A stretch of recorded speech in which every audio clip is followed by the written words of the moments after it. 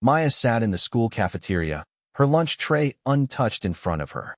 The smell of pizza and French fries filled the air, but she had no appetite. Across from her, 3 girls from her class were whispering and giggling, occasionally glancing in her direction. She knew exactly what they were talking about. It was the same thing everyone had been talking about for the past 2 weeks. It all started during career day presentations. Each student had to talk about what their parents did for work.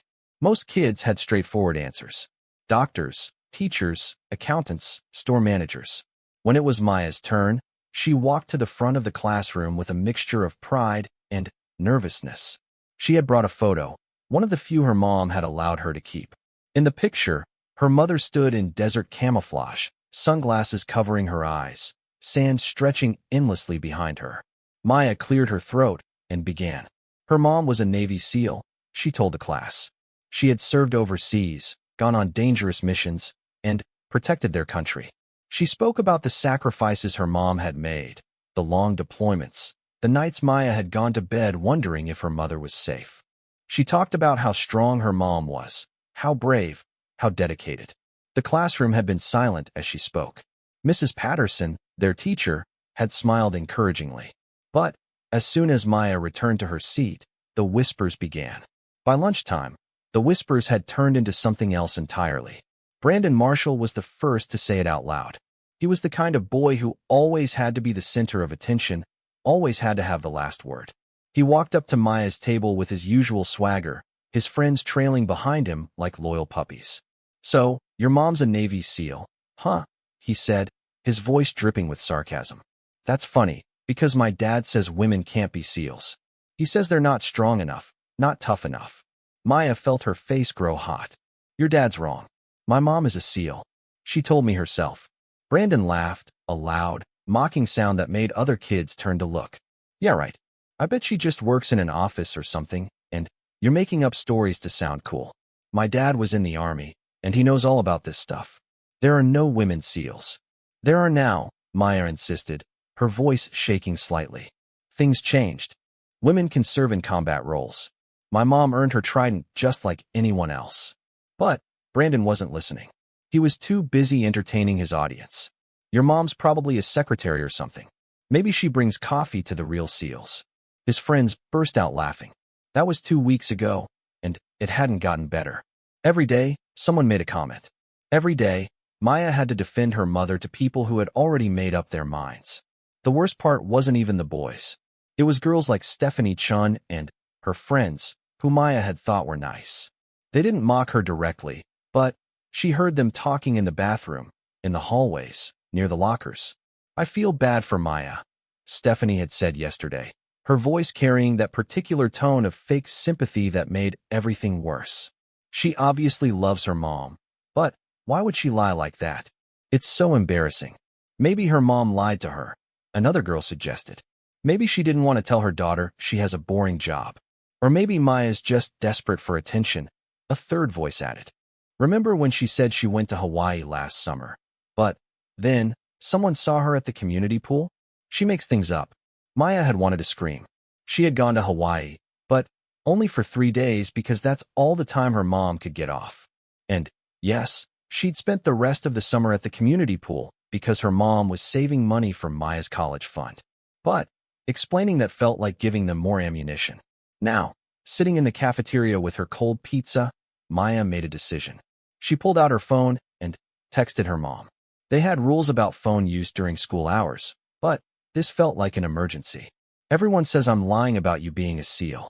They're making fun of me. Can you come to school and tell them it's true?" She watched the screen, waiting for the 3 dots that would indicate her mom was typing. They appeared after a minute, then disappeared, then appeared again. Finally, a message came through. "I'm sorry you're dealing with this, sweetie. We'll talk when you get home. Love you." That wasn't the answer Maya wanted. She wanted her mom to march into school right now, in full uniform, and prove to everyone that Maya wasn't a liar. But her mom had always been private about her service.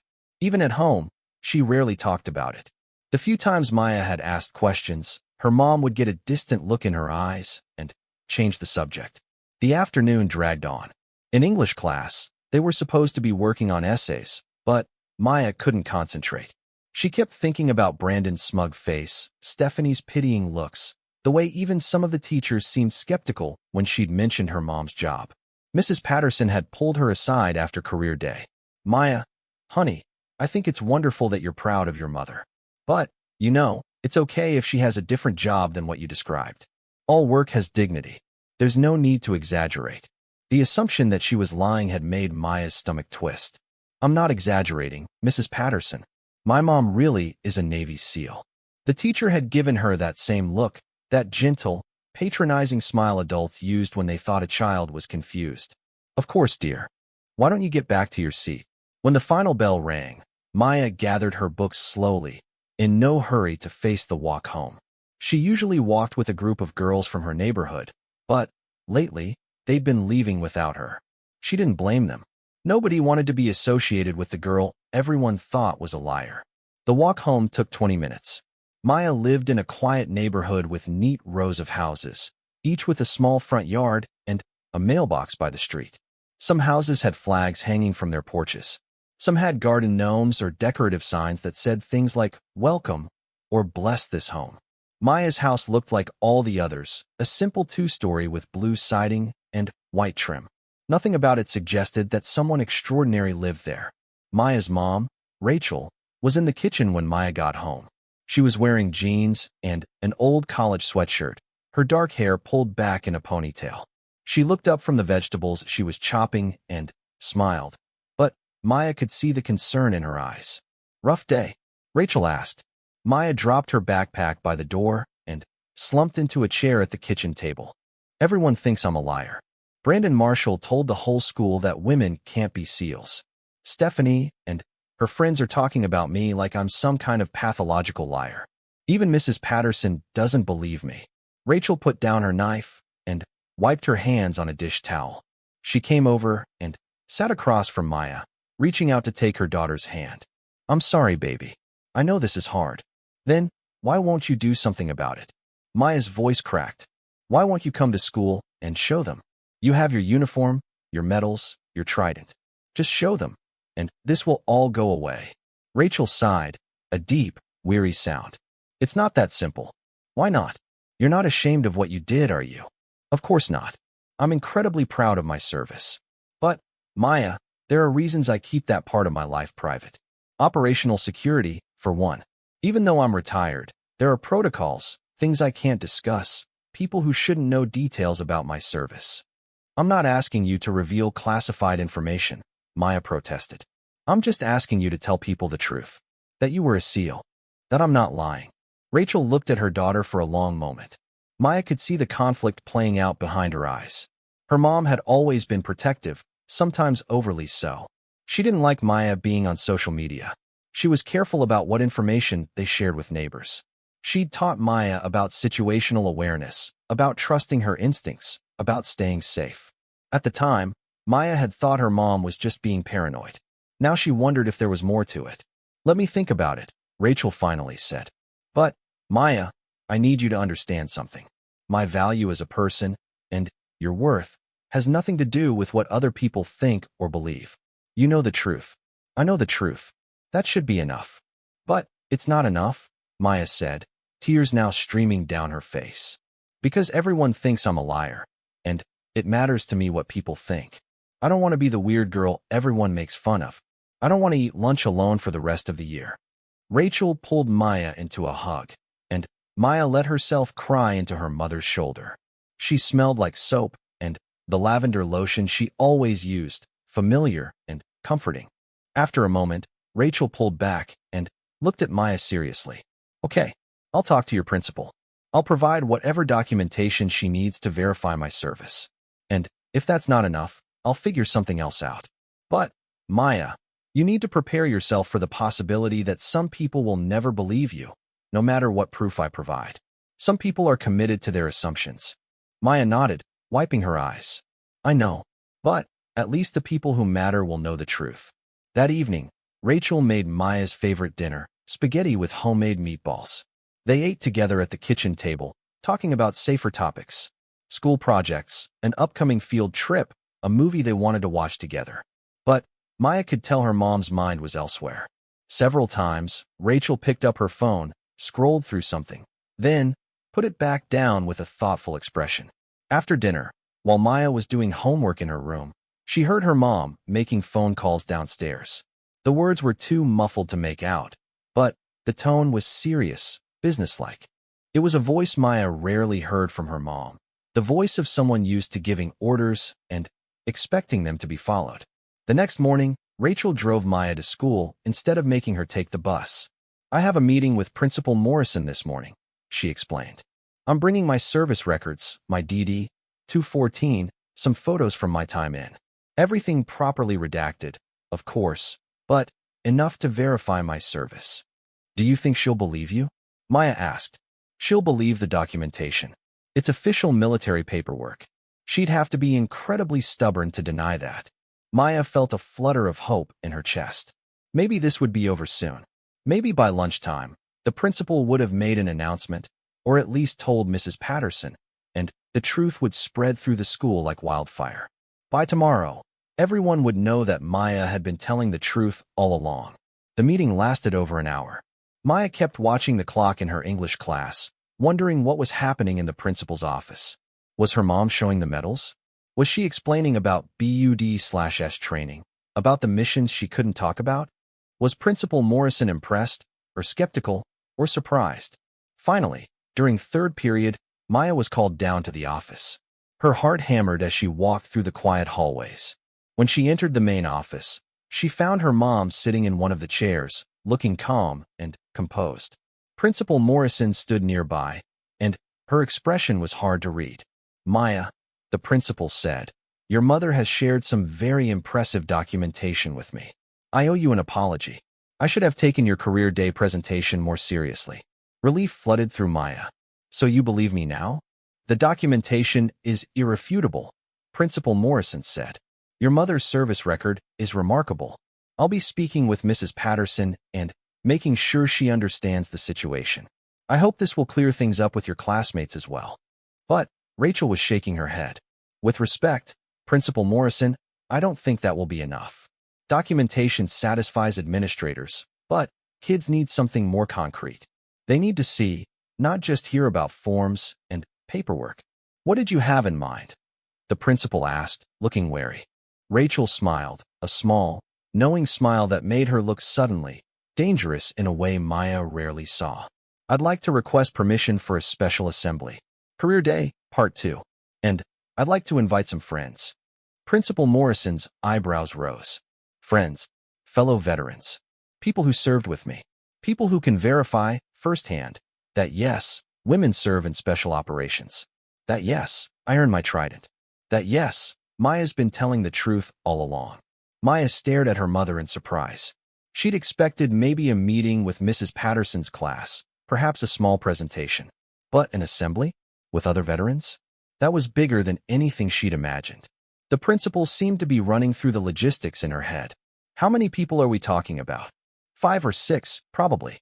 All local, all veterans. Some from the teams, some from other special operations units. "I've already made some calls. They're ready to come if you'll allow it." Principal Morrison nodded slowly. "Let me check with the school board, but I think we can arrange something. This could actually be a great learning opportunity for all our students." "When were you thinking?" "Friday," Rachel said. "This week. No point in dragging this out." Maya felt dizzy with a mixture of excitement and nervousness. Friday was only 3 days away. 3 days until the whole school would know the truth. 3 days until Brandon Marshall would have to eat his words. But as they left the office and walked back to the car, Maya noticed something in her mother's expression. A tightness around her eyes, a set to her jaw that suggested this decision hadn't been easy. "Mom, are you sure about this?" Maya asked. "I know you like to keep things private." Rachel stopped walking and turned to face her daughter. "Maya, you're more important to me than my privacy. You're more important than anything. If those kids are making your life miserable, if they're calling you a liar, then I'll do whatever it takes to fix that. Even if it means stepping back into a world I've been trying to leave behind." There was something in those words that made Maya pause. A world I've been trying to leave behind. Her mom had always framed her retirement from the Navy as a natural transition, a choice to focus on being a mother. But now Maya wondered if there was more to the story. Had something happened? Had her mom seen things, done things, that made her want to distance herself from that life? Before Maya could ask, Rachel was moving again, heading toward the parking lot. Come on, I'll drop you back at class. And Maya, when Friday comes, hold your head high. You've got nothing to be ashamed of. The rest of the week passed and Friday morning arrived with clear blue skies and unseasonably warm weather. Maya woke before her alarm, too nervous and excited to sleep any longer. She could hear her mother already awake downstairs, the sound of coffee brewing and quiet conversation. When Maya came down to the kitchen, she found her mom sitting at the table with a man in his late 30s, both of them hunched over a laptop. The man looked up when Maya entered. He had short blonde hair and the kind of weathered face that suggested he'd spent years in harsh conditions. His eyes were sharp and assessing, taking Maya in with a single glance before softening into a friendly smile. You must be Maya, he said, standing to offer his hand. I'm Jack, your mom, and I serve together. Maya shook his hand, noting his firm grip. Nice to meet you. Rachel stood and moved to the coffee maker, pouring a cup for herself. Jack got in late last night. He drove from Virginia. A few others are already in town at a hotel. We've been going over the presentation, making sure we're all on the same page. How many people are coming? Maya asked. 6 of us, including your mom, Jack said.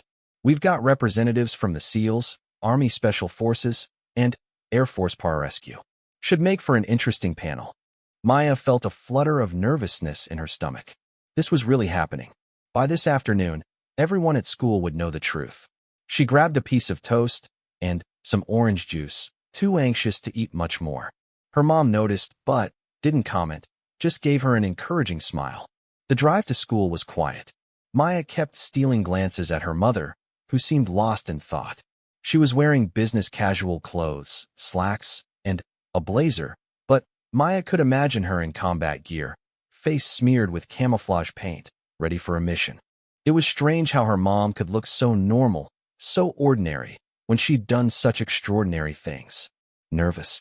Rachel asked, catching Maya's glance. A little. Are you? Rachel considered this. Not nervous, exactly. More aware. This is going to change how people see me, how they see you. Once we do this, we can't take it back. The anonymity I've worked to maintain will be gone. Do you regret agreeing to it? No, Rachel said firmly. You're my daughter. Your well-being comes first, always. If some kids can't accept the truth, that's their problem.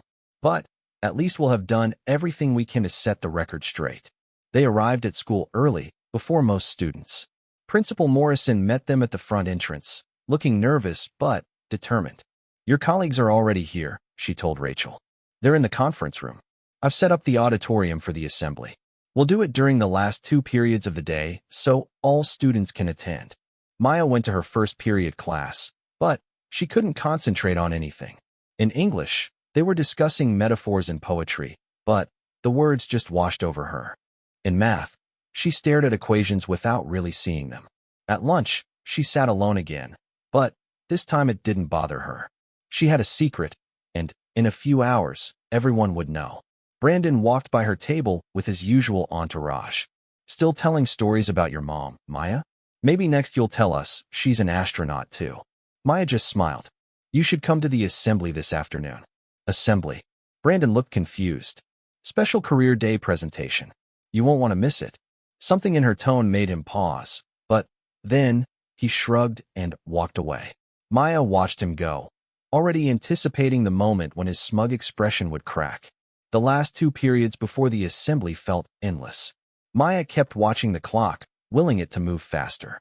Finally, at 2 o'clock, the announcement came over the intercom. All students were to report to the auditorium for a special presentation. Maya filed in with her classmates, finding a seat near the middle. The auditorium filled quickly, students chattering and speculating about what the assembly was about. Some had heard rumors, others had no idea. Maya spotted Brandon several rows ahead, lounging in his seat like he owned the place. Principal Morrison walked onto the stage, and the noise gradually died down. Good afternoon, students. Today we have a very special presentation. A few weeks ago, during Career Day, One of our students gave a presentation about her mother's service in the Navy. Unfortunately, some of you didn't believe her. That's understandable. Her mother's achievements are quite remarkable, and sometimes remarkable things are hard to believe without proof. Today, we're going to provide that proof. A murmur went through the audience. Maya saw several students glancing around, trying to figure out who the principal was talking about.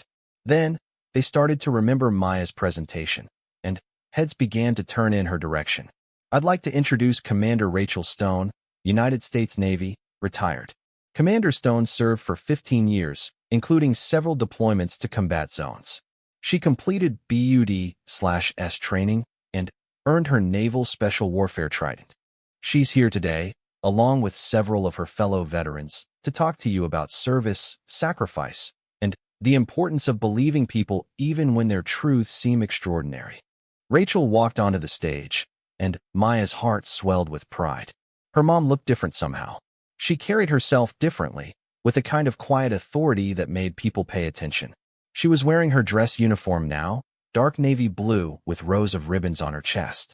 The trident was pinned above the ribbons, gleaming under the auditorium lights. Behind her, 5 other people walked onto the stage. They were all in various uniforms or veteran attire. Jack was there, along with 2 other men and 2 women. They stood in a line behind Rachel, silent and imposing. "Thank you, Principal Morrison," Rachel said, her voice carrying easily through the auditorium. "I'm here today because my daughter was called a liar for telling the truth. That's not acceptable. So let me be very clear. I am a Navy SEAL. I earned that title through blood, sweat, and determination. I spent 3 years in training before I even saw my first deployment. I've jumped out of planes, dived in deep water, and operated in some of the most dangerous places on Earth. And I did it alongside some of the finest people I've ever known." She gestured to the people behind her. "These are my teammates. Jack here was my swim buddy during Hell Week. Sarah," she indicated one of the women, "pulled me out of a bad situation in Afghanistan. Tom, one of the men, taught me more about demolitions than I learned in 6 months of formal training. These people know who I am and what I've done because they were there with me." Maya watched the audience's reaction. Most students were leaning forward, captivated.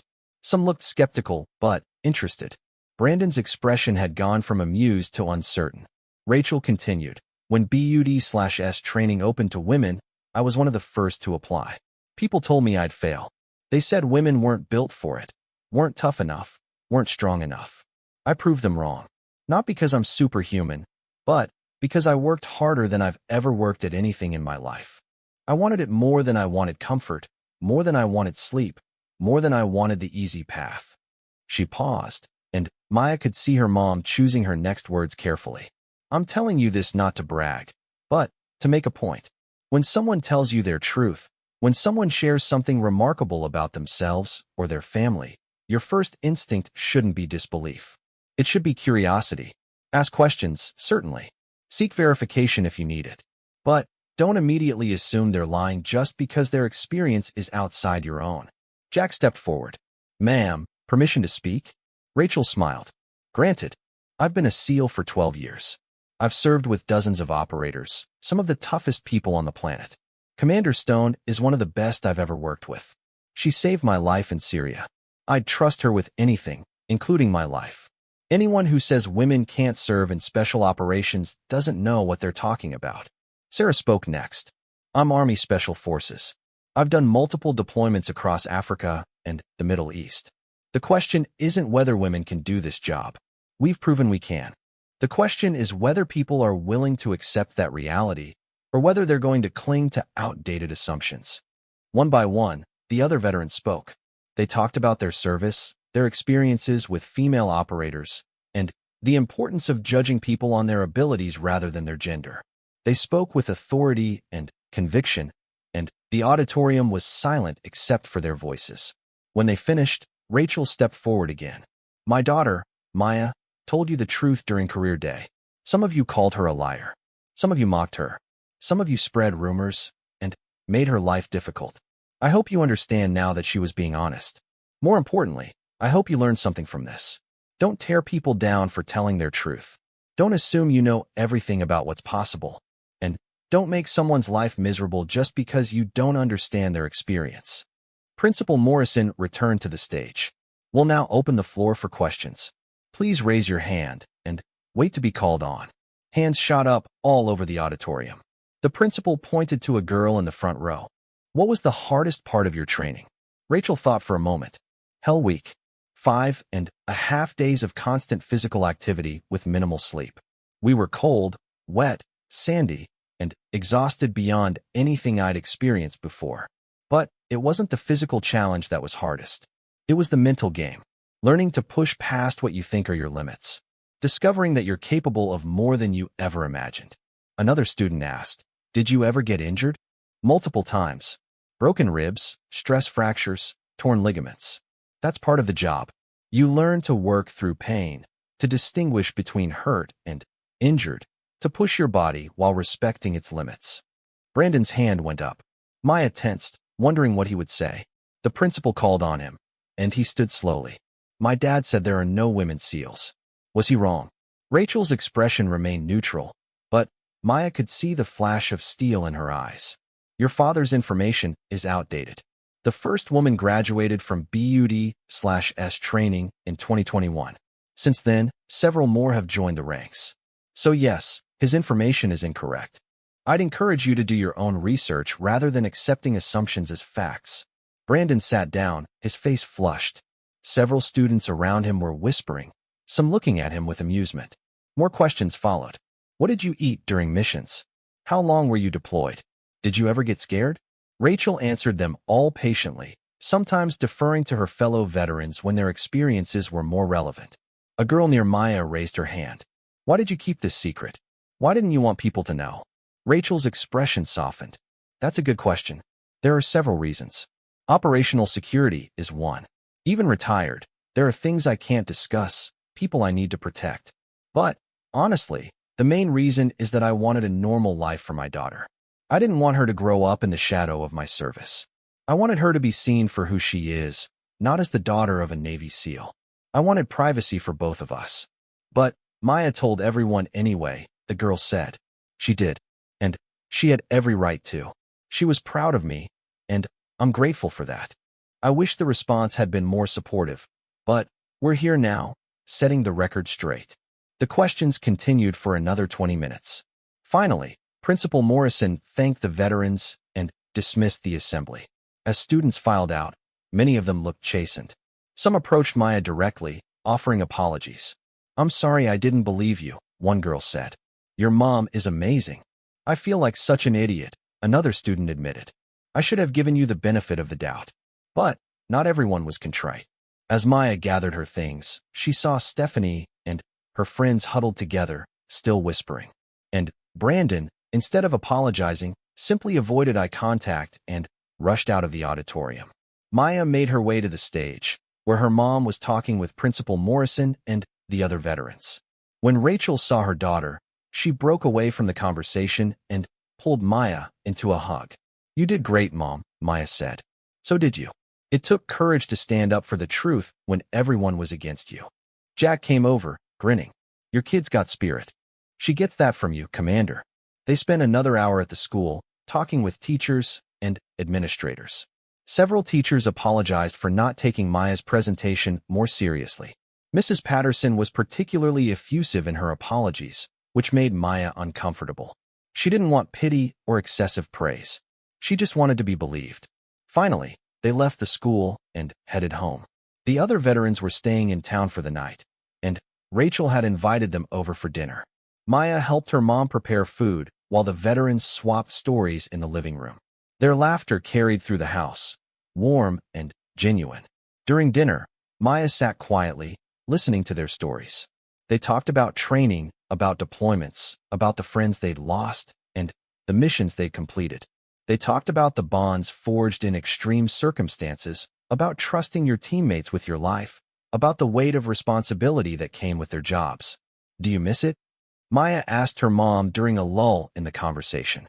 Rachel set down her fork and considered the question. Yes and no. I miss the sense of purpose, the clarity of the mission. I miss working with people like these. She gestured to her fellow V. The weekend passed in a blur of activity. Maya's phone buzzed constantly with messages from classmates. Some were genuine apologies. Others were attempts to suddenly become her best friend now that her mom had been revealed as someone important. Maya found herself navigating a social landscape that had shifted dramatically overnight. Saturday morning, she woke to find her mom in the backyard, going through what looked like a workout routine. Maya watched from the kitchen window as Rachel did pull-ups on a bar mounted between two trees, her movements fluid and controlled. After the pull-ups came push-ups, then burpees, then a series of exercises Maya didn't even have names for. Her mom moved with precision and intensity, and Maya realized this was something her mother did every morning while Maya was still asleep. When Rachel came inside, sweaty and breathing hard, she found Maya at the kitchen table with cereal and orange juice. "How long have you been watching?" Rachel asked, grabbing a bottle of water from the fridge. "Long enough to realize you're way stronger than you look." Rachel smiled. Maintaining fitness is important, even in retirement. The body remembers the training, but you have to keep reinforcing it. "Do you train every day?" "Most days. Usually before you wake up. It helps me think, clears my head." "Old habits." Maya stirred her cereal, watching the flakes swirl in the milk. "Mom, can I ask you something?" "Of course. Why did you really leave the teams? Was it just because of me, or was there something else?" Rachel sat down across from her daughter, still catching her breath. She was quiet for a long moment, and Maya wondered if she'd crossed a line. But then, her mom spoke, her voice careful. "There were several reasons. You were the biggest one. I'd missed so much of your early childhood because of deployments. I didn't want to miss any more. But, you're right, there were other factors.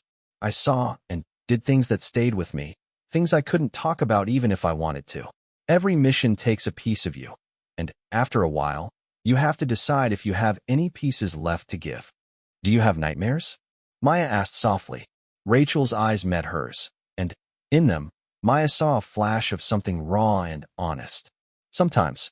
Less now than I used to. But, yes, sometimes I wake up and I'm back in the desert or in a village somewhere, and I have to remind myself that I'm home, that I'm safe, that you're safe." Maya reached across the table and took her mom's hand. "I'm glad you came home." "Me too, baby. Me too." That afternoon, Maya's phone lit up with a group chat message. It was from Jennifer Wu, one of the more popular girls in her grade. The message said there was a party that night at Amanda Price's house, and Maya was invited. Maya stared at the message, suspicious. She'd never been invited to one of Amanda's parties before. Amanda was in the popular crowd, the kind of girl who had a boyfriend on the high school basketball team and threw elaborate birthday parties that everyone talked about for weeks. Maya showed the message to her mom. "Do you think they actually want me there? Or are they just inviting me because of yesterday?" Rachel considered this. "Does it matter? If you want to go, go. If you don't, don't. But don't let suspicion keep you from potentially good experiences. Give people the chance to surprise you." Maya decided to go. She spent an hour getting ready, changing outfits 3 times before settling on jeans and a nice top. Her mom drove her to Amanda's house, a large 2-story in one of the nicer neighborhoods. "Text me when you want to be picked up," Rachel said. "And Maya, remember that real friends stick by you even when things aren't exciting. The people who are nice to you only after learning about me, those aren't your people." "I know, Mom." The party was already in full swing when Maya arrived. Music thumped from somewhere inside, and clusters of kids hung out on the front lawn. Maya took a deep breath and walked up to the door. Amanda answered, greeting her with a bright smile that seemed genuine. "Maya, I'm so glad you came. Come on in." The house was packed with kids from school. Maya recognized most of them, though she didn't really know many of them well. Several people called out greetings as she passed. Some of the attention felt genuine. Some felt like people were sizing her up, trying to figure out how to approach the girl with the Navy SEAL mom. Maya found herself in the kitchen, where Jennifer and a few other girls were making drinks. Non-alcoholic drinks, Maya noted with relief. Amanda's parents were home, visible through the back window, keeping an eye on things from the patio. "So your mom is basically a superhero," Jennifer said, handing Maya a soda. "That's insane." "She's just my mom," Maya said, a little uncomfortable with the attention. "Just your mom? She's a Navy SEAL. Do you know how cool that is? My mom's a lawyer, which is fine, but it's not exactly exciting. Other girls chimed in with similar sentiments. Maya found herself answering questions about her mom, about what it was like growing up with a parent who'd been in special operations, about whether her mom taught her self-defense. The attention was flattering, but also exhausting. She kept thinking about what her mom had said about real friends. After about an hour, Maya excused herself and went outside for some air. The backyard was quieter, with only a few people scattered around. She found a spot on a low wall that bordered the patio and sat down, looking up at the stars. "Mind if I join you?" Maya looked over to find Alex Chun, Stephanie's older brother. He was a sophomore in high school, quiet and thoughtful. Maya had always thought he seemed nice, though they'd never really talked. "Sure," she said. Alex sat down next to her, leaving a respectful distance between them. "My sister feels terrible about what she said. About you lying, I mean." "She should," Maya said, then immediately felt bad. "Sorry, that was harsh." "No, you're right. Stephanie can be judgmental sometimes. She makes assumptions and then defends them even when she's wrong. I've been trying to get her to apologize to you directly, but she's embarrassed." "She should be." They sat in comfortable silence for a moment. Then Alex spoke again. "Your mom was impressive yesterday. The whole presentation was eye-opening. I never really thought about what it takes to serve in special operations. The mental toughness, the physical conditioning, the sacrifices. She doesn't talk about it much at home," Maya admitted. "I know bits and pieces, but there's so much she can't or won't discuss. Sometimes I feel like I only know half of who she really is. That must be hard." "It is. But I get it. She's protecting me, protecting herself, protecting people she served with. It's just, sometimes I wish things were simpler." Alex nodded. "Nothing's ever as simple as we want it to be." They talked for a while longer, about school, about families, about the pressure of living up to parents' expectations. Maya found herself relaxing, enjoying the conversation. Alex was easy to talk to, and he seemed genuinely interested in what she had to say rather than just asking about her mom. Eventually, Maya texted her mom for a ride home. Rachel arrived 15 minutes later, and Maya said her goodbyes. As they drove home, Rachel asked about the party. "It was okay," Maya said. "A lot of people wanted to talk about you. That's going to happen for a while. People are curious. Just remember to set boundaries. You don't owe anyone your story or mine." "I know. I met Stephanie's brother, Alex. He was nice. We just talked about normal stuff." Rachel glanced at her daughter with a small smile. Normal stuff sounds good. When they got home, Maya changed into pajamas and curled up on the couch with a book. Her mom joined her after a few minutes, bringing hot chocolate for both of them. They sat together in comfortable silence, the kind of peace that comes from being with someone who truly understands you. Monday morning brought Maya back to the reality of school, but it was a different reality than the one she'd left on Friday. As she walked through the hallways, people acknowledged her. Some with nods, some with smiles, some with direct greetings. It wasn't the invisibility she'd experienced before, nor was it the mockery of the past few weeks. It was something in between, a kind of neutral acceptance. In Mrs. Patterson's class, the teacher made a point of apologizing again, this time in front of the whole class. "I owe Maya an apology," she said. "I should have believed her from the start. I let my own assumptions cloud my judgment, and that was wrong. I hope we can all learn from this experience about the importance of listening to people's truths, even when they challenge our expectations." Brandon sat in the back of the classroom, staring at his desk. He hadn't said a word to Maya since the assembly. Maya wasn't sure if he was embarrassed, stubborn, or both. Part of her wanted an apology from him, but another part didn't care anymore. His opinion no longer held the power it once had. At lunch, Maya was surprised when several people asked to sit with her. She ended up at a table with Jennifer, Alex, and a few other kids who seemed genuinely interested in getting to know her. The conversation ranged from homework to movies to weekend plans. Nobody mentioned her mom, which was a relief. Halfway through lunch, Brandon walked by with his usual group. He paused at their table, and, for a moment, Maya thought he might say something. Their eyes met, and she saw something in his expression that might have been regret. But then, one of his friends called out to him, and the moment passed. He walked away without a word. "He's never going to apologize," Jennifer said, watching him go. "He's too proud." "I don't need his apology," Maya realized. "I know the truth. That's enough. The week continued in much the same way. Maya found herself with more friends, more invitations, more social opportunities than she'd had before. But she was selective about who she spent time with, heeding her mom's advice about real friends. Some people she kept at arm's length, sensing that their interest was superficial. Others, like Alex and Jennifer, seemed genuine, and Maya allowed those friendships to develop naturally. At home, things settled into a new normal. Rachel was more open about her past now that the secret was out.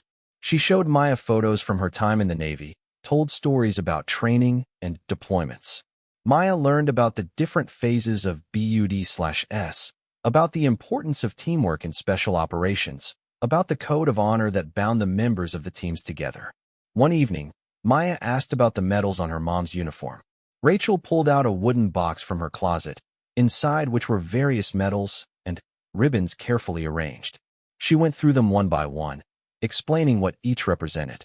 Some were for campaigns, others for specific actions, a few for valor.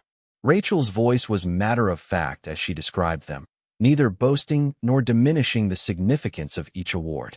This one, Rachel said, holding up a bronze star, was from a mission in Afghanistan. We were extracting a high-value target when things went sideways. Our helicopter took fire, had to make an emergency landing. We were pinned down for 6 hours before reinforcements arrived. We all got medals, but the real heroes were the pilots who got us out of there alive. Were you scared? Maya asked. Terrified. But fear is just information. It tells you there's danger, that you need to be alert. The key is not letting it control you. You acknowledge it. Then, you do the job anyway. Maya picked up the trident pin, the symbol of naval special warfare. It was heavier than she expected, solid metal with intricate details. An eagle perched atop an anchor, a trident, and a pistol. Simple yet powerful. Can I wear this? Maya asked. Rachel gently took it from her hand. No, baby. This has to be earned. Each person who wears it has gone through the same crucible. It's not just a piece of jewelry. It's a symbol of everything we went through to get here. But someday, if you choose to serve, if you put in the work and make it through training, you'll earn your own. Do you want me to join the military?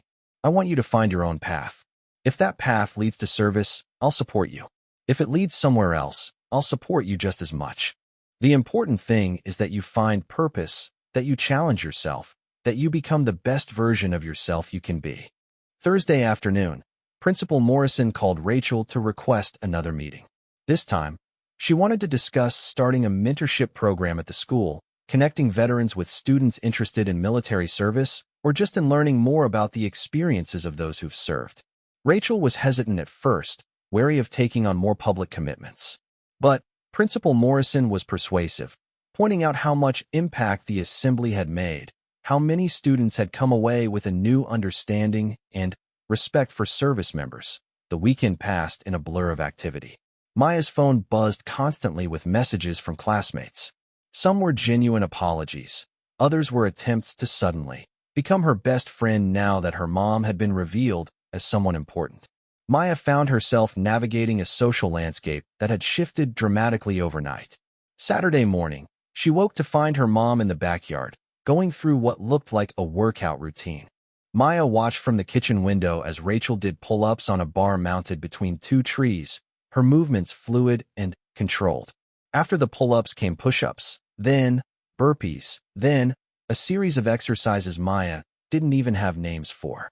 Her mom moved with precision and intensity, and Maya realized this was something her mother did every morning while Maya was still asleep.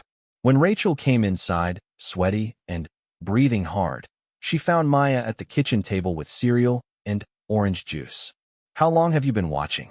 Rachel asked, grabbing a bottle of water from the fridge. Long enough to realize you're way stronger than you look. Rachel smiled. Maintaining fitness is important, even in retirement. The body remembers the training, but you have to keep reinforcing it. Do you train every day? Most days. Usually before you wake up. It helps me think, clears my head. Old habits. Maya stirred her cereal, watching the flakes swirl in the milk. Mom, can I ask you something? Of course. Why did you really leave the teams? Was it just because of me, or was there something else? Rachel sat down across from her daughter, still catching her breath. She was quiet for a long moment, and Maya wondered if she'd crossed a line. But then, her mom spoke, her voice careful. There were several reasons. You were the biggest one. I'd missed so much of your early childhood because of deployments. I didn't want to miss any more. But, you're right, there were other factors. I saw and did things that stayed with me, things I couldn't talk about even if I wanted to. Every mission takes a piece of you, and after a while, you have to decide if you have any pieces left to give. Do you have nightmares? Maya asked softly.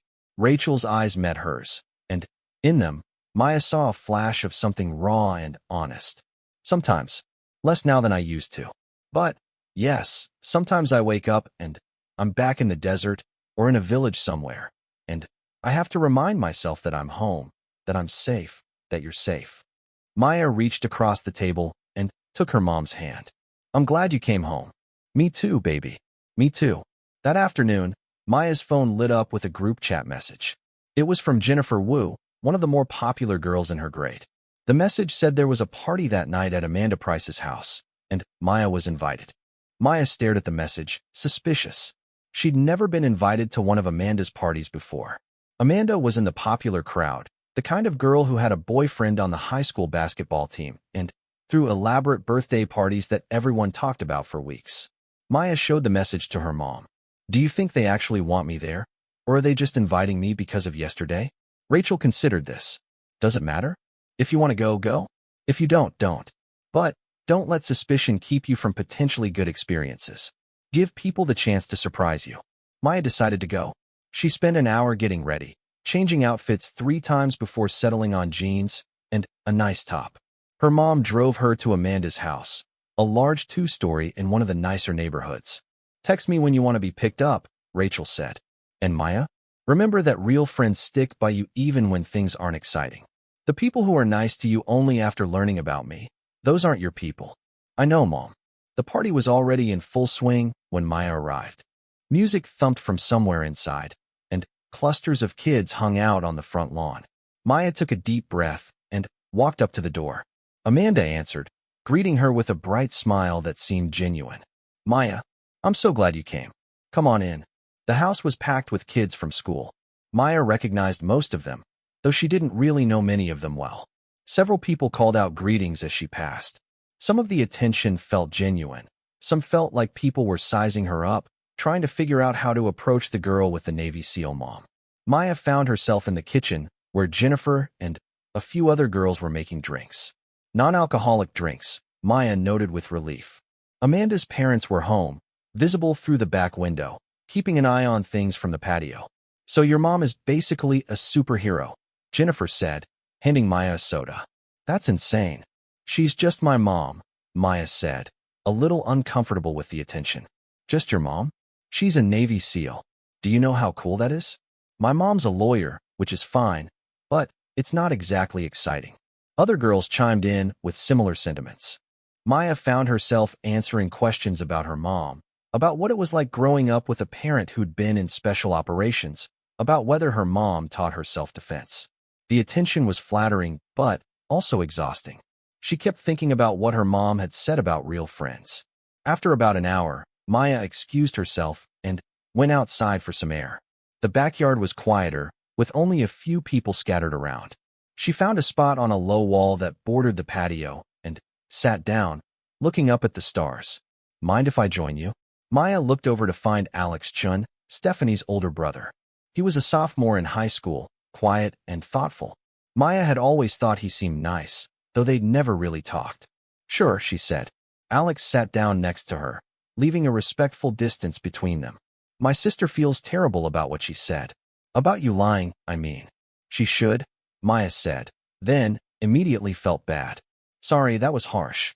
No, you're right. Stephanie can be judgmental sometimes. She makes assumptions and, then, defends them even when she's wrong. I've been trying to get her to apologize to you directly, but she's embarrassed. She should be. They sat in comfortable silence for a moment. Then, Alex spoke again. Your mom was impressive yesterday. The whole presentation was eye-opening. I never really thought about what it takes to serve in special operations. The mental toughness, the physical conditioning, the sacrifices. She doesn't talk about it much at home, Maya admitted.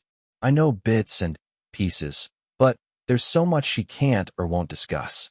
Sometimes I feel like I only know half of who she really is. That must be hard. It is. But I get it. She's protecting me, protecting herself, protecting people she served with. It's just, sometimes I wish things were simpler. Alex nodded. Nothing's ever as simple as we want it to be. They talked for a while longer about school, about families, about the pressure of living up to parents' expectations. Maya found herself relaxing, enjoying the conversation. Alex was easy to talk to, and he seemed genuinely interested in what she had to say rather than just asking about her mom. Eventually, Maya texted her mom for a ride home. Rachel arrived 15 minutes later, and Maya said her goodbyes. As they drove home, Rachel asked about the party. It was okay, Maya said. A lot of people wanted to talk about you. That's going to happen for a while. People are curious. Just remember to set boundaries.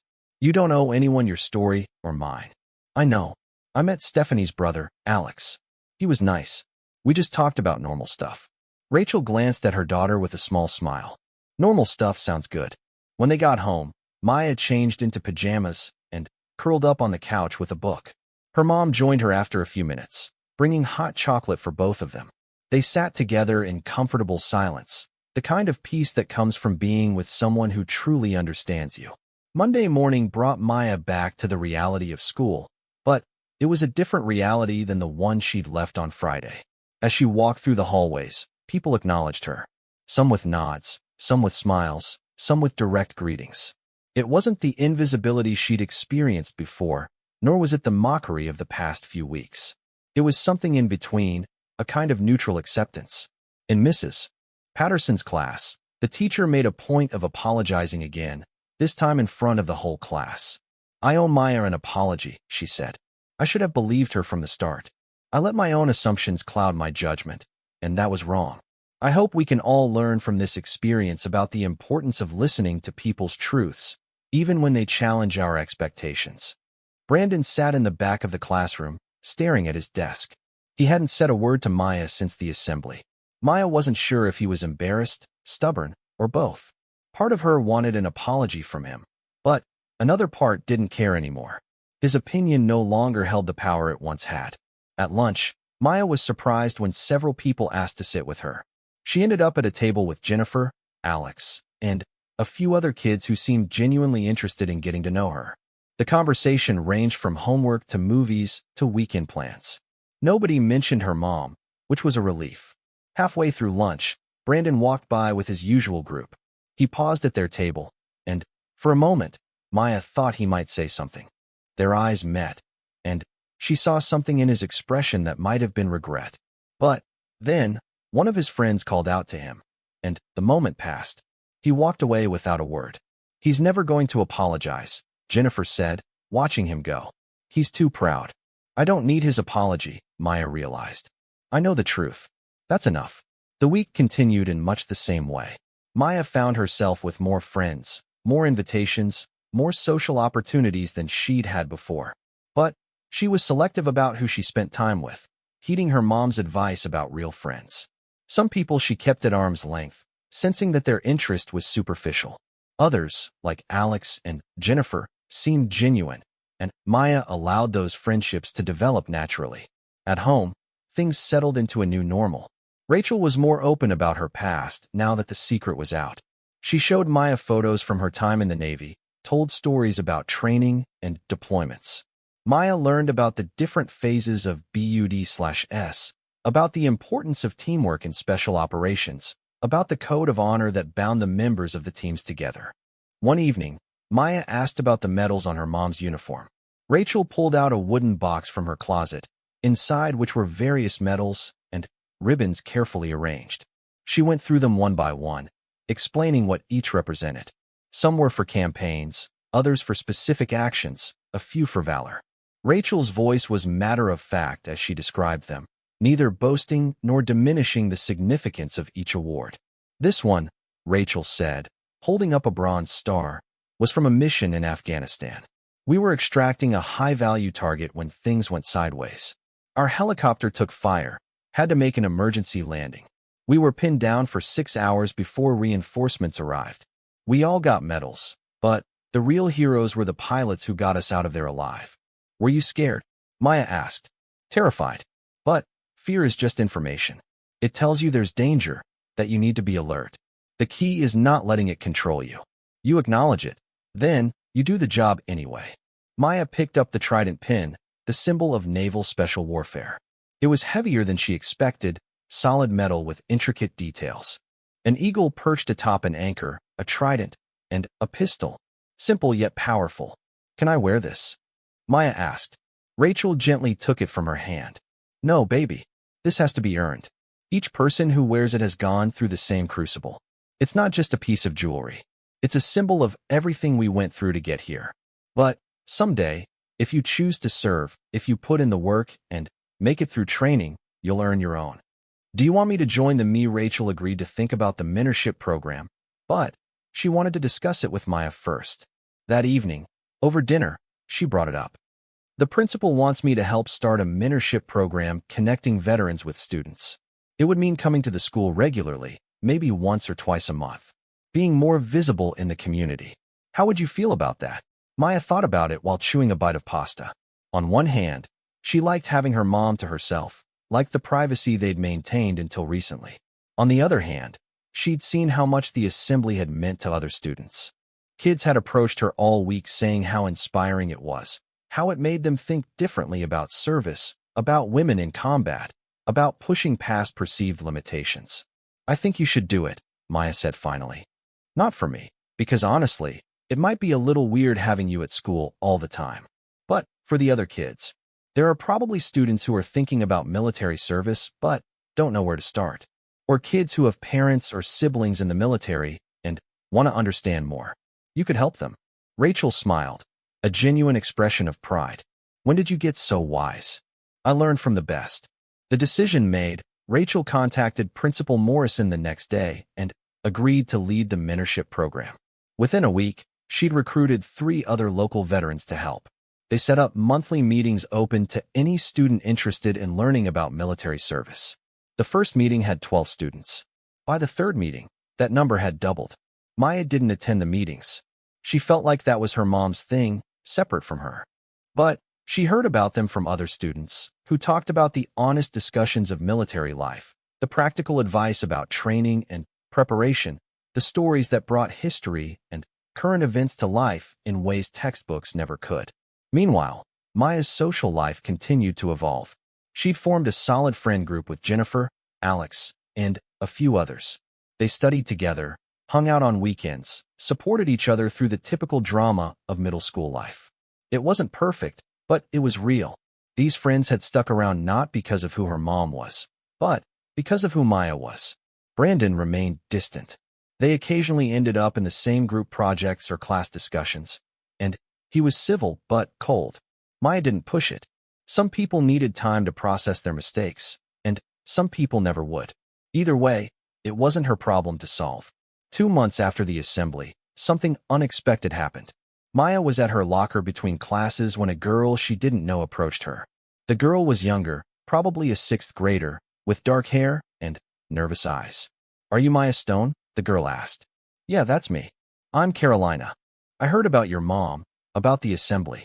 I was wondering if I could ask you something.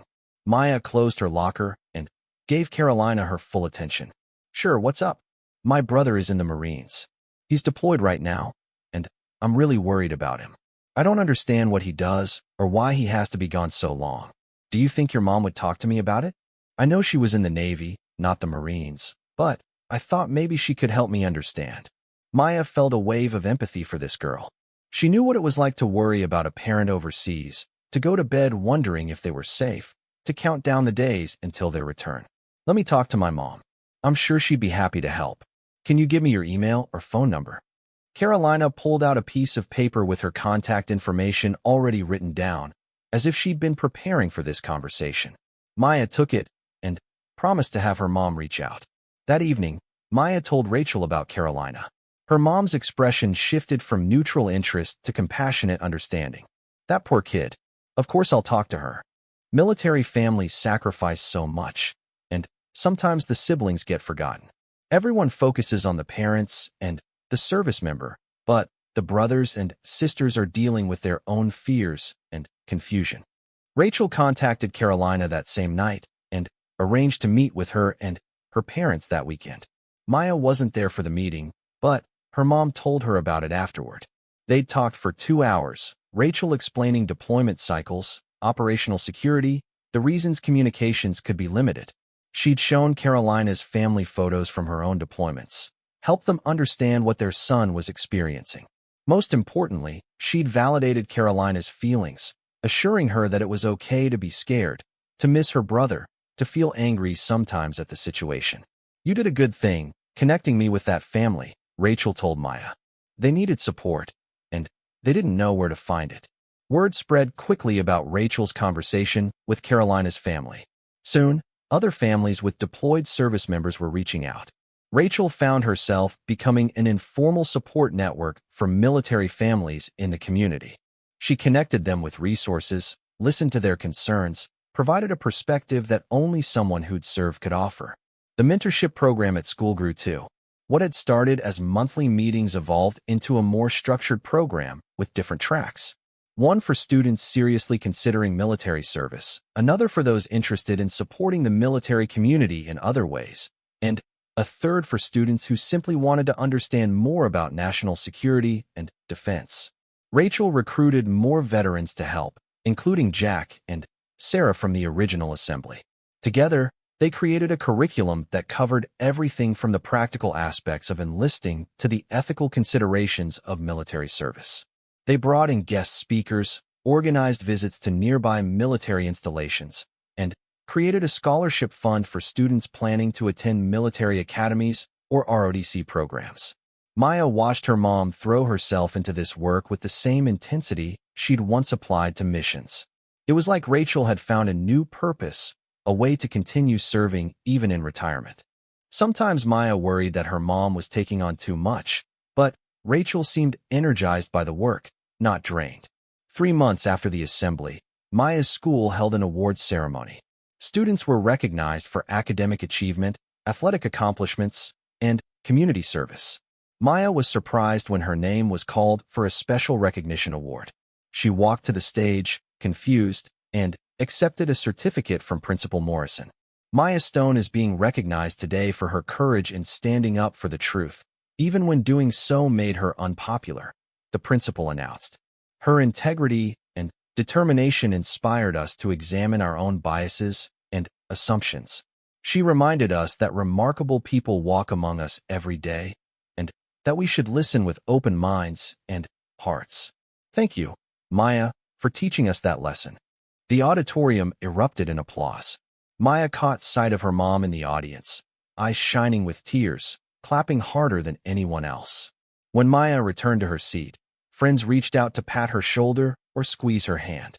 Even some of the teachers nodded approvingly as she passed. After the ceremony, as families mingled in the lobby, Brandon approached Maya. She tensed, unsure what to expect. He looked uncomfortable, his hands shoved deep in his pockets. "That was a nice award," he said, not quite meeting her eyes. "Thanks. Look, I've been meaning to say something. About what I said about your mom. I was wrong. Really wrong. I was repeating stuff my dad said without thinking about it. That was stupid." Maya waited. This felt like the beginning of an apology, but she wanted to hear him actually say it. Brandon shifted his weight from foot to foot. "I'm sorry. For calling you a liar. For making jokes. For all of it. Your mom is incredible, and you had every right to be proud of her. I was a jerk, and I'm sorry." It wasn't the most eloquent apology Maya had ever heard, but it seemed genuine. Brandon looked miserable, like admitting he was wrong physically pained him. Maya decided to let him off the hook. "I appreciate you saying that. It wasn't fun being called a liar for weeks. I bet. And then, your mom showed up with her whole unit. And I felt like the biggest idiot in the world." Despite herself, Maya smiled. "It was pretty dramatic. Dramatically embarrassing for me," Brandon admitted, finally, meeting her eyes. "My dad actually called your mom after the assembly. He wanted to apologize too. They talked for like an hour. He told me afterward that he'd been wrong about women in special operations, that he'd let his outdated views cloud his judgment. That was big of him. Yeah, and it made me realize I do the same thing. I make assumptions based on what I think I know instead of being open to learning new things. I'm trying to work on that. They talked for a few more minutes, an awkward but necessary conversation that cleared the air between them. It didn't make them friends, but it removed the hostility that had defined their relationship for months. When Brandon walked away to find his family, Maya felt lighter, like a weight she'd been carrying had finally been lifted. Rachel appeared at Maya's side, slipping an arm around her daughter's shoulders. I saw you talking to Brandon. Everything okay? He apologized. It was a little awkward, but I think he meant it. Good.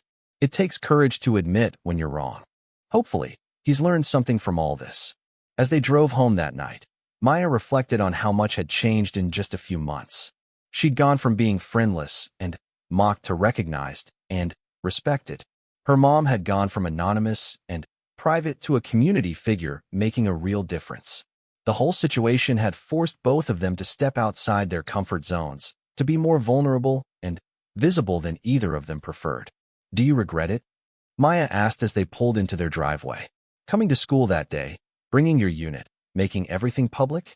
Rachel turned off the car, but didn't immediately move to get out. She sat for a moment, hands on the steering wheel, thinking. No, she said finally. I thought I would. I thought I'd miss the anonymity, the privacy. But this has been good for me too. I'd been so focused on leaving that life behind that I forgot there are ways to serve without deploying, without putting myself in danger. This mentorship work, supporting military families, educating young people about service, it fulfills something in me that I didn't realize was missing. You're still a SEAL, Maya said. Just in a different way. Rachel smiled at that. Maybe so. The mission has changed, but the core values remain the same. Honor, courage, commitment. Those don't go away just because you retire from active duty. They went inside, and Rachel started preparing dinner while Maya settled in to do homework. It was a normal evening, the kind of peaceful domesticity that characterized most of their lives. But underneath that normalcy was a new understanding between them, a deeper appreciation for each other, and for the paths they'd both walked to get here. Later that week, Rachel's mint 6 months after the assembly that changed everything, Maya stood in the auditorium once again. This time, she was part of the mentorship program's first graduation ceremony. A dozen students who'd been part of the program since its inception were being recognized for completing all the requirements, including attending sessions, volunteering with military families, and completing a service project of their own design. Maya had joined the program 2 months earlier, not in the military track, but in the community support track. She discovered that while she wasn't sure about serving in the military herself, she was passionate about supporting those who did. Her service project involved creating care packages for deployed service members, something she organized through the school with help from her mom's contacts. The project had grown beyond anything Maya initially imagined. What started as a small effort to send a few boxes overseas had turned into a school-wide initiative. Students donated items, wrote letters, drew pictures. Local businesses contributed supplies and shipping costs. In just 2 months, Maya's project had sent over 100 care packages to troops deployed in various locations around the world. As Maya watched the graduating students receive their certificates, she felt a sense of pride that had nothing to do with her mom's accomplishments and everything to do with her own. She'd found her own path, her own way of making a difference. It wasn't as dramatic as being a Navy SEAL, but it mattered. The thank you letters that came back from service members told her that. After the ceremony, Rachel pulled Maya aside. I'm incredibly proud of you. Not because of what I did, but because of what you're doing. You took a difficult situation and turned it into something positive. That's character. I learned from the best, Maya said, echoing her words from months earlier. But this time, she understood them on a deeper level. Her mom hadn't just taught her about courage in combat or physical toughness. She'd taught her about resilience, about standing up for what's right even when it's hard, about finding purpose in service to others. The summer arrived, bringing with it the end of the school year and a natural pause in the mentorship program. Rachel used the break to work on expanding the program's reach. She connected with school districts in neighboring towns, sharing the curriculum and framework she'd developed. Some districts were enthusiastic, others skeptical. But, slowly, the program began to spread beyond Maya's school. Rachel also spent time reconnecting with old teammates. Jack visited twice that summer, staying for long weekends and swapping stories with Rachel late into the night. Sarah came through on her way to a conference and spent an afternoon teaching Maya some basic self-defense moves. Other veterans Rachel had served with reached out after seeing the news story, wanting to get involved or just to reconnect. Maya noticed that these visits seemed to feed something in her mom. Rachel laughed more, seemed lighter, more at ease. It was like she'd found a balance between her past and her present, integrating the two instead of keeping them rigidly separated. One hot July afternoon, Rachel took Maya to a local veterans memorial. They'd driven past it dozens of times, but had never stopped. Now, Rachel led Maya through the memorial, explaining the different sections, the various conflicts represented. She pointed out names of people she'd known, comrades who'd given their lives in service.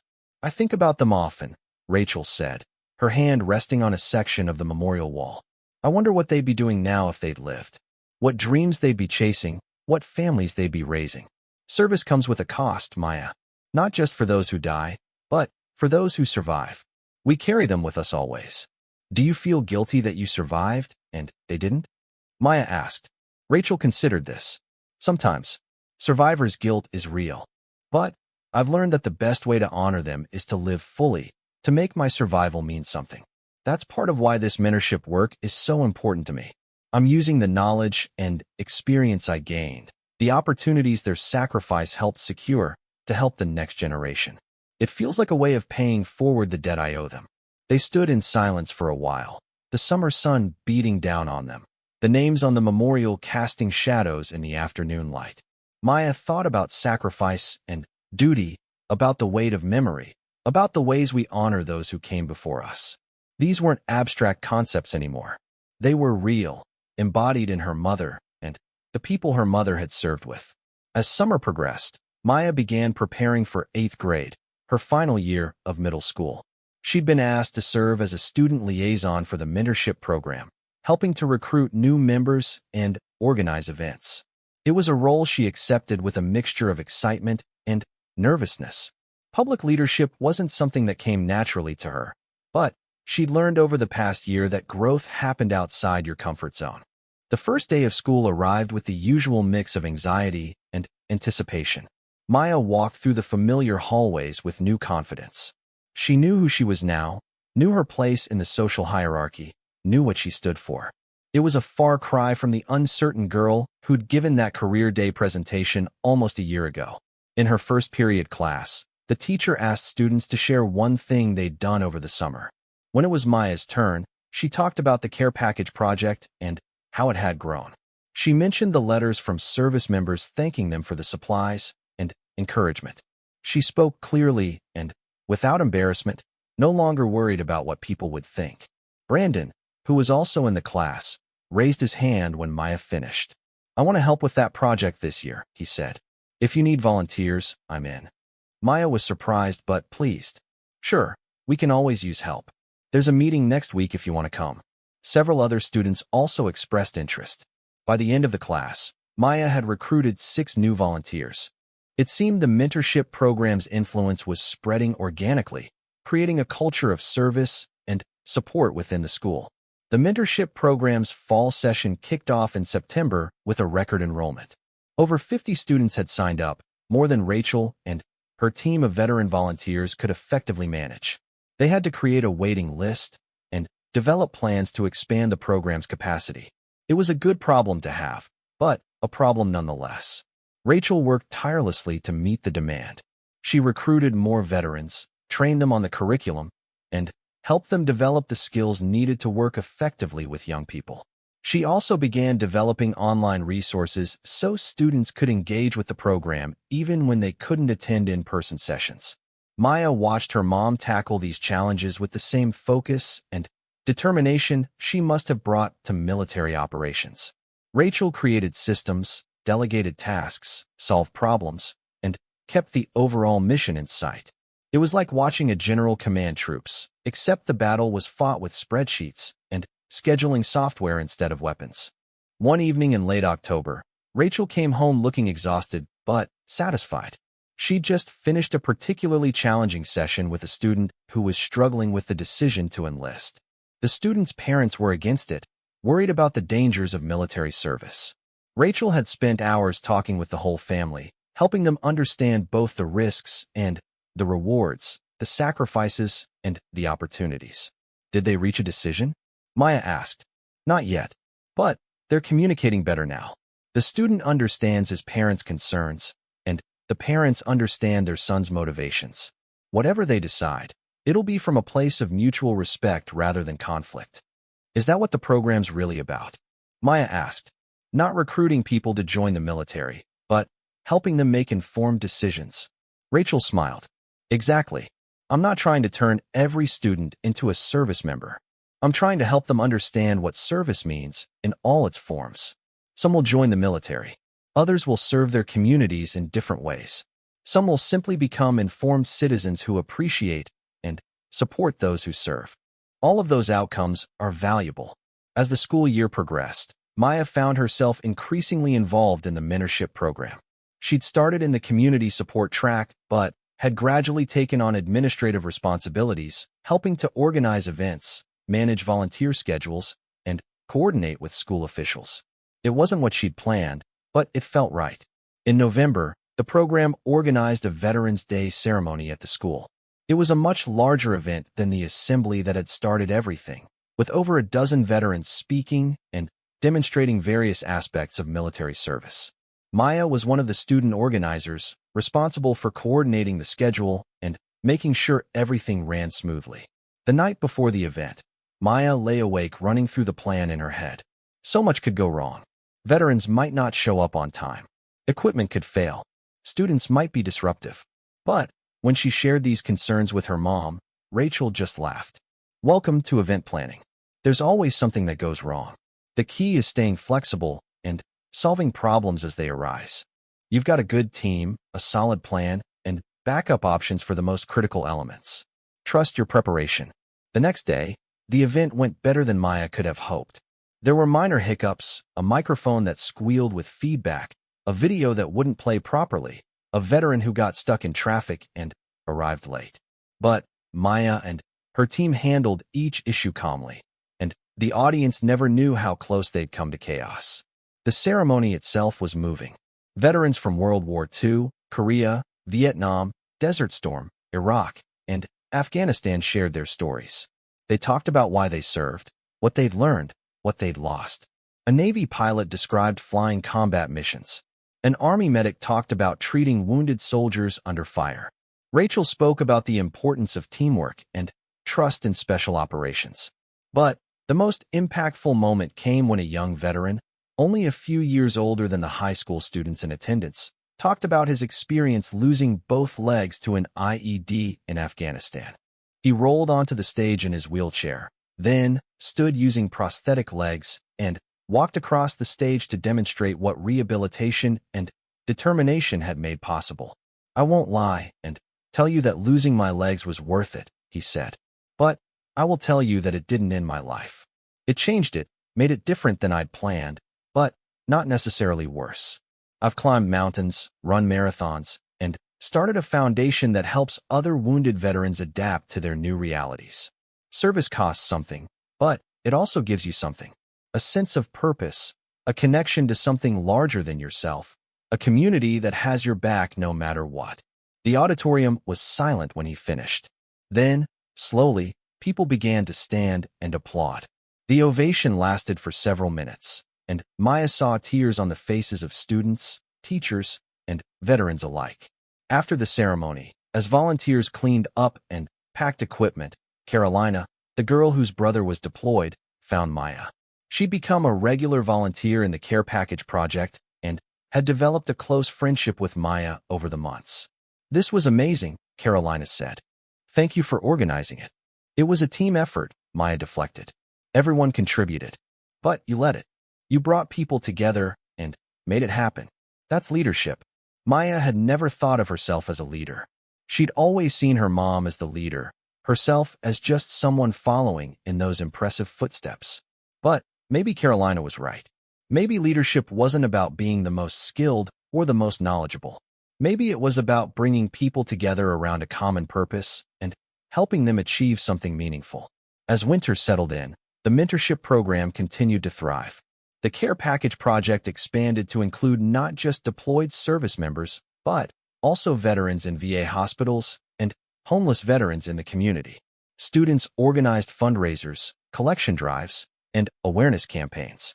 What had started as Maya's individual project had become a school-wide initiative with dozens of active participants. Rachel's work also expanded beyond the school. She was invited to speak at education conferences about the mentorship program.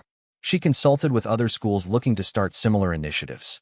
She even testified before the state legislature about the importance of supporting military families and veterans in schools. It was ironic, Rachel told Maya, that she'd spent years trying to avoid public attention only to end up in the spotlight anyway. But it's different now, Rachel explained one evening. Before, I was hiding because I didn't want my service to define me or affect you.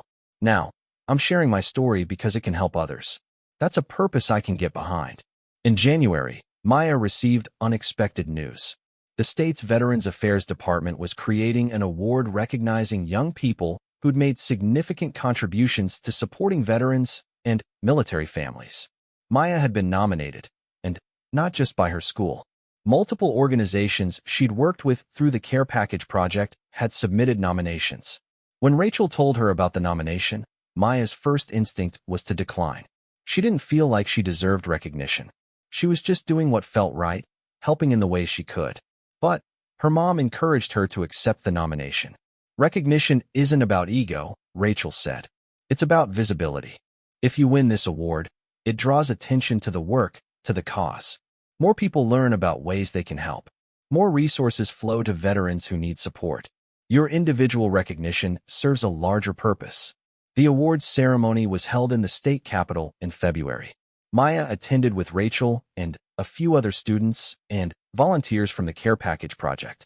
Walking into the Capitol building felt surreal. The marble floors, the high ceilings, the sense of history and importance, all of it made Maya feel very small. But when they entered the chamber where the ceremony would be held, Maya was surprised to see how many people had come. The room was filled with veterans, military families, youth volunteers, and state officials. Maya recognized some faces from her school's program, others from organizations she'd worked with on the Care Package project. There were 5 award categories, recognizing different types of contributions. Maya's category was for youth volunteers under 18. When they called her name, she walked to the stage on shaky legs. The Secretary of Veterans Affairs presented her with a plaque and certificate, then asked her to say a few words. Maya hadn't prepared a speech. She'd convinced herself she wouldn't win, so there'd been no point in preparing. Now, standing at a podium with hundreds of people looking at her expectantly, she had to find words on the spot. I started the Care Package project because I know what it's like to have someone you love deployed overseas, she began, her voice stronger than she felt. My mom served in the Navy for 15 years, including multiple combat deployments. I remember the worry, the waiting, the relief when she finally came home. I wanted to do something that would make deployed service members feel less alone, more connected to home. She paused, gathering her thoughts. But the project became about more than that. It became about community, about bringing people together around a common purpose. Students who might not otherwise interact worked side by side, sorting donations and writing letters. Local businesses that had never supported military causes got involved. We built connections and understanding across different groups of people. Maya looked out at the audience and spotted her mom, beaming with pride. Next to her sat Jack, Sarah, and several other veterans from the original assembly. They'd all made the trip to support her. The truth is, I learned more from this project than I gave. I learned about the power of community service, about leading through action rather than just words, about how one person's idea can grow into something much larger when other people add their own passion and energy. So this award isn't really mine. It belongs to everyone who stuffed a box, wrote a letter, donated supplies, or spread the word. It belongs to my mom, who taught me the meaning of service. And it belongs to all the veterans and active duty service members who inspire us to be better citizens and better people. The applause was generous. and Maya returned to her seat feeling dazed. Had she really just given a speech in the state capitol? Had she really sounded confident and articulate? It didn't seem real. The rest of the ceremony passed in a blur. Other awards were presented, speeches were given, people mingled during the reception afterward. Maya found herself surrounded by people wanting to talk about the Care Package project, asking for advice on starting similar initiatives in their communities, thanking her for her service to veterans. On the drive home, Rachel couldn't stop talking about how proud she was. Do you remember how scared you were to give that career day presentation? Look at you now, giving speeches in the state capitol, receiving awards, leading a major volunteer initiative. You've come so far. Maya thought back to that career day presentation that had caused so much trouble. In some ways, it felt like it had happened to a different person. She'd been so unsure of herself then, so dependent on others' approval, so devastated when people didn't believe her. Now, she knew who she was and what she stood for. Other people's opinions mattered less because she had a foundation of self-knowledge to stand on. I've been thinking about high school, Maya said. About what I want to focus on. And what's that? I want to keep working on veteran support initiatives, but I also want to branch out. Maybe start a program that connects military kids with civilian kids who don't understand military life. Help bridge that gap so no one else has to go through what I went through. Rachel reached over and squeezed Maya's hand. That's a beautiful idea. And I'll help however I can. Spring arrived, bringing with it the final months of Maya's 8th grade year. The year had been transformative in ways she couldn't have imagined back in September. She'd found her passion, developed her leadership skills, and built a community of people committed to making a difference. The mentorship program was now firmly established, with plans to continue and expand in the coming years. The Care Package project had become an official school club with its own budget and faculty advisor. Rachel had been invited to help develop a statewide curriculum for veteran mentorship programs in schools. Everything that had started with a simple career day presentation had grown into something meaningful and lasting. In May, Maya's class held their 8th grade graduation ceremony. As she walked across the stage to receive her diploma, she scanned the audience for her mom. Rachel was there in the 3rd row, looking more proud than Maya had ever seen her. Next to her sat many of the veterans who'd become regular fixtures in their lives over the past year. At the reception after the ceremony, Brandon approached Maya one last time. They'd developed a cordial but distant relationship over the year, working together on a few projects, but never quite becoming friends. I heard you're going to Kennedy High next year, he said. Me too. Maybe we can work on some veteran support stuff together. I've been thinking about starting a chapter of your Care Package Club at the high school. Maya was genuinely surprised. Really? You'd want to do that? Brandon shrugged, looking a little embarrassed. Your mom's program made me think about things differently. About service, about supporting people who serve. My dad and I have been volunteering at the VA hospital. It's been good for both of us, helped us connect in new ways. I figured I could do more at school too. I'd love that, Maya said honestly. Let's talk over the summer and plan something. As the reception wound down and families began to leave, Maya stood with her mom looking out at the people who'd filled their lives with purpose and meaning over the past year. Veterans and military families, students and teachers, volunteers and supporters. All of them connected by a commitment to service and community. A year ago, I never would have imagined all this, Maya said. I was just trying to defend you, trying to make people believe the truth. And look what came from it, Rachel said. Sometimes the hardest moments lead to the most growth. That's true in combat, in training, and in life. You were tested, Maya. You could have backed down, admitted you were wrong even though you weren't, taken the easy path. But you stood your ground, and that courage created ripples that affected hundreds of people. Maya leaned against her mom's shoulder, comfortable in a way she'd never quite been before.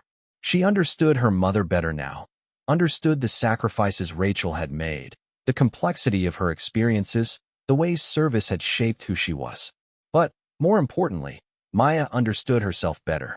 She knew her own strength, her own capacity for leadership, her own ability to create positive change. What do you think the future holds? Maya asked. Rachel wrapped an arm around her daughter's shoulders. For you? Endless possibilities. You found your passion at such a young age. Most people spend their whole lives searching for what you've already discovered. The question isn't what the future holds, but what you'll make of it.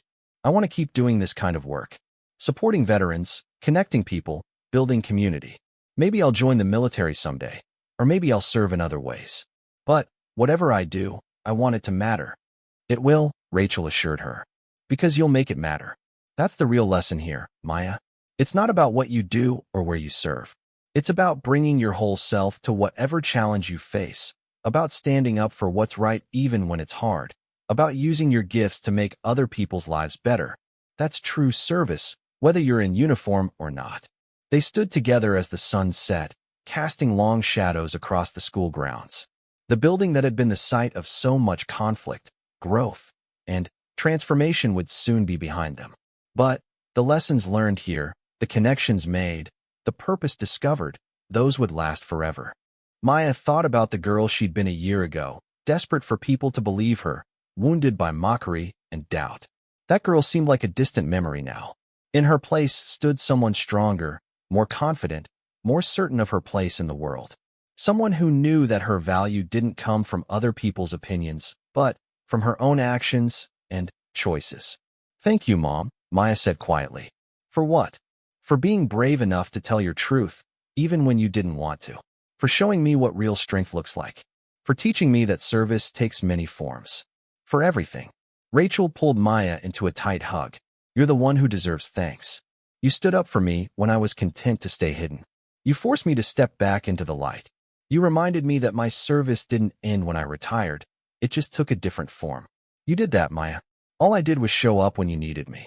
As they walked to the car, ready to head home, and begin planning for the summer and the high school years beyond, Maya felt a deep sense of gratitude for the journey they'd been on together. It hadn't been easy. There had been painful moments, difficult conversations, challenges that seemed insurmountable at the time.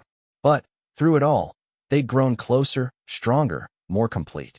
The truth, Maya realized, wasn't just about facts and verification. It was about authenticity, about showing up as your whole self even when that self was complex and sometimes contradictory.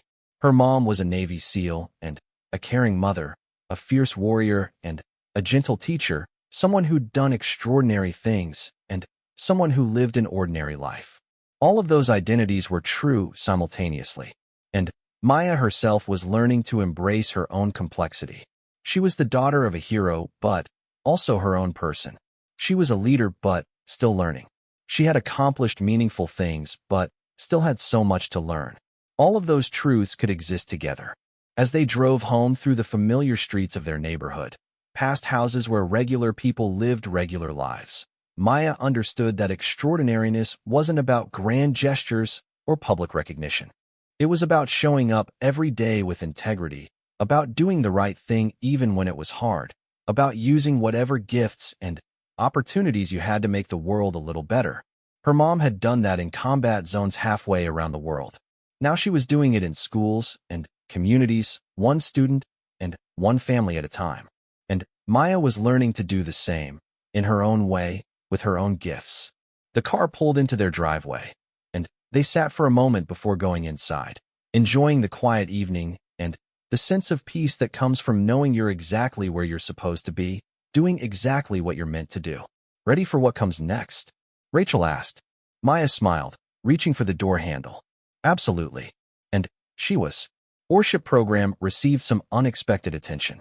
A local news station had heard about the program and wanted to do a feature story. Rachel was reluctant at first, wary of too much publicity, but Principal Morrison convinced her that the story could inspire other schools to create similar programs. Reluctantly, Rachel agreed to the interview. The day the news crew came to school, Maya made sure to be scarce. She had no desire to be part of the story, to have cameras following her around or reporters asking her questions. This was her mom's moment, not hers. She watched the final broadcast that evening with Rachel, cringing a little at seeing themselves on television, but proud of how her mom came across. Confident, articulate, passionate about the work she was doing. The news story had an immediate impact. Rachel's phone rang constantly with calls from other schools wanting to start similar programs, from veterans looking to get involved, from parents thanking her for supporting military families. It was overwhelming, but also validating. What had started as a personal mission to defend her daughter's honor had evolved into something much larger, something that was making a real difference in people's lives. Maya's own life continued to normalize. The attention from having a famous mom faded as students found new things to focus on. She was no longer the girl with the Navy SEAL mother. She was just Maya, a regular student with regular problems and regular joys. Her grades improved as her stress decreased. She tried out for the school play and got a small part. She joined the debate team and discovered she enjoyed arguing for positions she didn't personally hold. Literally, I want you to find your own path. If that path leads to service, I'll support you. If it leads somewhere else, I'll support you just as much.